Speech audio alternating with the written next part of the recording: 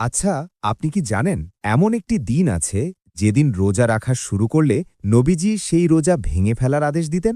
ভাবছেন রোজা রাখা তো সওয়াবের কাজ, তাহলে ভাঙতে হবে কেন? আজকে আমরা জানব নবী সাল্লাল্লাহু আলাইহি ওয়াসাল্লাম নিজেই এই বিষয়ে কি বলেছেন। শেষ পর্যন্ত দেখুন, কারণ আপনার একটা ছোট ভুল আপনার আমল নষ্ট করে দিতে পারে। জুয়াইরিয়া বিনতে হারিস রাদিয়াল্লাহু আনহু থেকে বর্ণিত, তিনি বলেন, একদিন জুমার দিনে নবী সাল্লাল্লাহু আলাইহি ওয়াসাল্লাম তার কাছে এলেন। তখন তিনি রোজা ছিলেন। রসুল সাল্লাল্লাহু আলাইহি ওয়াসাল্লাম জিজ্ঞেস করলেন, তুমি কি গতকাল রোজা রেখেছিলে? তিনি বললেন, না। আবার জিজ্ঞেস করলেন, তুমি কি আগামীকাল রোজা রাখবে? তিনি বললেন, না। তখন নবী সাল্লাল্লাহু আলাইহি ওয়াসাল্লাম বললেন, তাহলে তুমি রোজা ভেঙে ফেলো। এরপর তিনি রোজা ভেঙে ফেলেন। সহিহ বুখারী 1986। বন্ধুরা, এখান থেকে আমরা খুব গুরুত্বপূর্ণ একটি শিক্ষা পাই। ইসলামে জুমার দিনটি হল মুমিনদের জন্য সাপ্তাহিক ঈদের দিন। তাই এই দিনটিকে আলাদাভাবে শুধু রোজার জন্য নির্দিষ্ট করা নিষেধ। তবে হ্যাঁ, আপনি যদি জুমার দিন রোজা রাখতে চান, তাহলে আপনাকে দুটি শর্তের একটি পূরণ করতে হবে।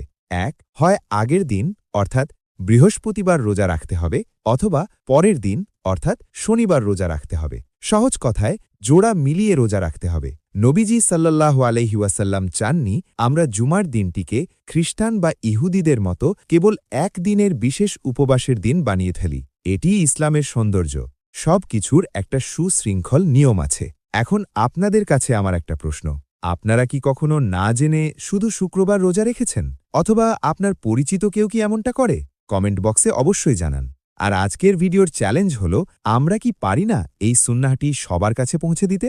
এই ভিডিওটি অন্তত ৩ জন বন্ধুকে শেয়ার করুন যারা নিয়মিত নফল রোজা রাখেন, যাতে তারাও সঠিক নিয়মটি জানতে পারেন।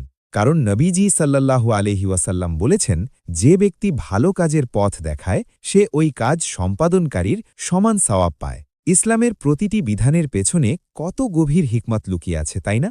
আমরা চেষ্টা করি রাসূলুল্লাহ সাল্লাল্লাহু আলাইহি ওয়াসাল্লামের ছোট ছোট সুন্নাহগুলো আমাদের জীবনে প্রয়োগ করতে। যদি এই তথ্যটি আপনার কাছে নতুন মনে হয় এবং আপনি নিয়মিত এমন সহিহ হাদিসের ব্যাখ্যা ও জীবন ঘনিষ্ঠ ভিডিও পেতে চান, তাহলে আমাদের এই পেজ বা চ্যানেল ফলো বা সাবস্ক্রাইব করে রাখুন এবং বেল আইকনটি চেপে দিন।